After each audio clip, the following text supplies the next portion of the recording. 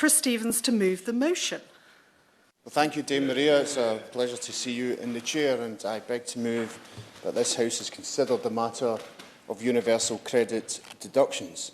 This is a matter of considerable interest and concern to me, as it will be to many other members, each of whom will have busy caseloads from worried or despairing constituents, many of them describing how the universal credit system has worked for them, or, more to the point, has abjectly failed to work for them.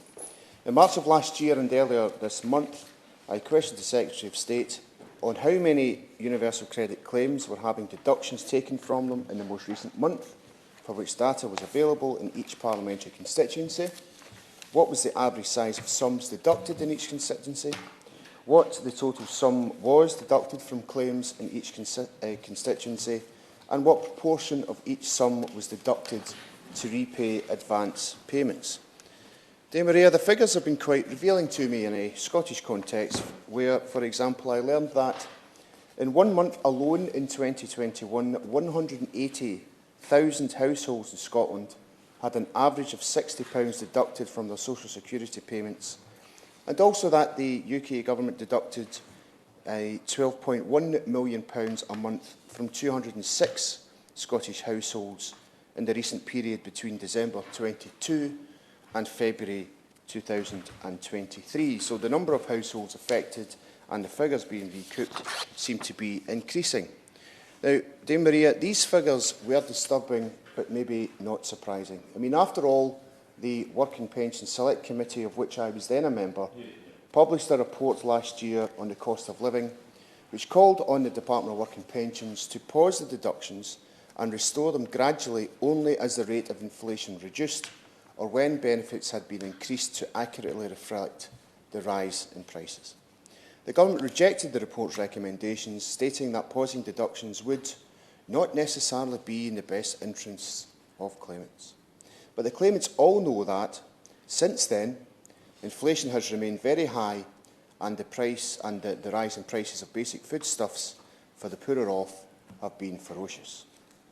It is time to take a broader look at the problems with universal credit deductions, hence this debate. I'll give way to... I cannot tell you how many times a constituent has contacted me because as a result of the universal credit calculation and payment cycle and the fact that their employment paydays are not exactly a month apart. They're trapped in an endless cycle of recalculation and financial hardship. Does the honourable member agree that it's clear the current assessment cycle is not fit for purpose? Well, I do agree with that. Stephens. And I would point my honourable friend to the written answer I've secured, which has the statistics of every constituency in England, Wales and Scotland, where my honourable friend will see that the rate of deductions will be around £60 in her constituency, but she'll also notice that the number of households affected by these deductions is increasing. She makes a very important point about looking at particular individuals' pay cycles, whether it's 4 weekly or monthly, or these sorts of issues. So so I agree with my honourable friend. So let's look at some of the examples, Dame Maria, of people affected by these deductions. For example, the Trussell Trust tell us that almost half of people referred to Foodbanks in their network are subject to deductions from their benefit payments due to a repayment of a benefit advance or a benefit overpayment.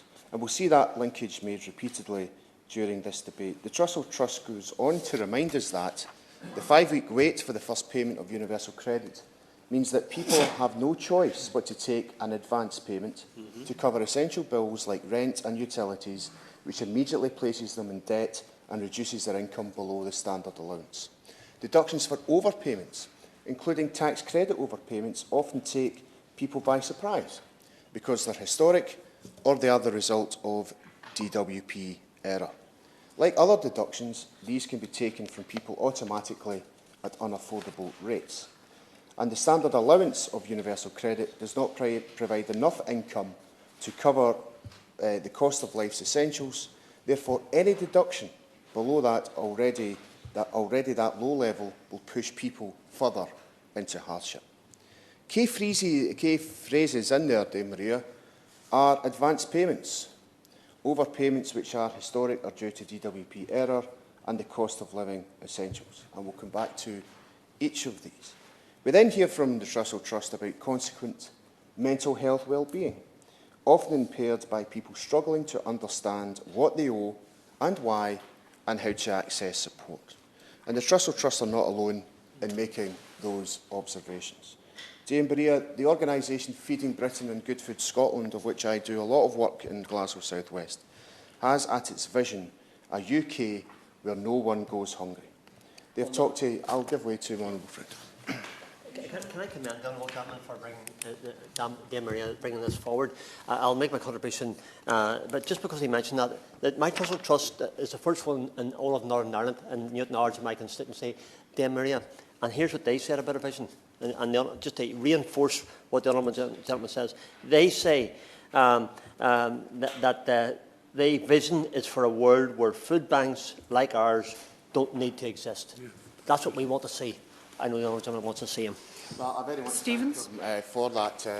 The honourable gentleman knows that he has relatives of mine as his constituents in Newton Ards, and he is absolutely correct about the vision. We all want to see a world in which food banks don't exist, and I know that he's very supportive of my food poverty strategy private members bill as well, which I would recommend to all honourable members, Dame Maria. Feeding Britain, I've talked to many people for whom they are having to go hungry. In the days leading up to this debate, food banks in Brighton, Derbyshire, Leeds and High Wycombe have reported that they have spoken to individuals who have all cited deductions as a key reason for referrals to them, and have described some harrowing cases, such as a client from Chichester who has some £55 a week to live on after deduction of rent and other deductions for advances and loans from Universal Credit. This client received no prior warning or notice of the deduction, and even her work coach was unable to explain why the deduction had been made. That client is a lone parent with 3 children. She's worried that even if the deduction is found to be a mistake, then she'll be waiting until the next payment to receive the money that was deducted. Feeding Britain have also told us of a client from Manchester who had £72 deducted for rent arrears. The first he was made aware of this was 3 days before payment when he accessed his payment statement. Living off the standard Universal Credit allowance is difficult as it is, but being deducted so much with so little notice makes it almost impossible. And the Gov UK site states that Universal Credit will place a note on the journal when a third-party debt reduction is about to start. But no such information was provided in that particular example about such debts and how much was owed or how long they would be paying them off. Not even a note telling them how further information can be obtained by telephone. The closing comment from the Manchester office was that the most efficient aspects of Universal Credit is debt retrieval. Dame Maria, in their January 2023 report, The Essential Guide to Understanding Poverty in the UK, the Joseph Rowntree Foundation also highlight that there are key design features of the social security system that directly lead to higher food insecurity and have contributed to the rise in food bank use, including having to wait 5 weeks for their first Universal Credit payment and deductions to Universal Credit to pay off debts and arrears. The Child Poverty Action Group has shown that across the UK, the number of children living in households with debt reductions being taken from their Universal Credit has risen to more than 2.2 million, making up more than half, that's 53%, of all children in households receiving Universal Credit. These families are missing out on an average of £73 a month as a result.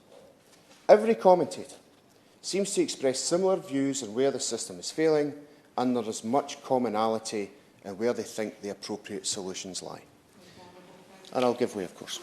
The use of a predominantly online system has led to many cases in my office where particularly vulnerable constituents without consistent internet access or phone credit have found themselves sanctioned and unaware until the payment has been made because they weren't able to access their journal. Has the honourable member experienced this with his constituents, and does he agree DWP's communication needs to be improved?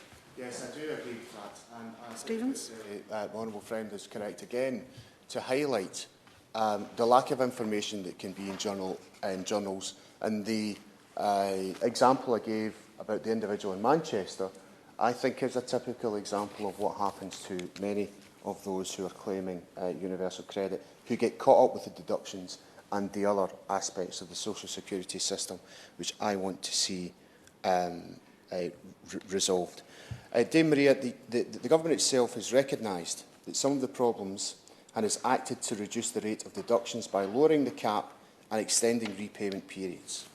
But I would suggest that's not enough, as these remain very significant reductions to already low incomes, and there is no affordability assessment made to ensure that people can afford the payments.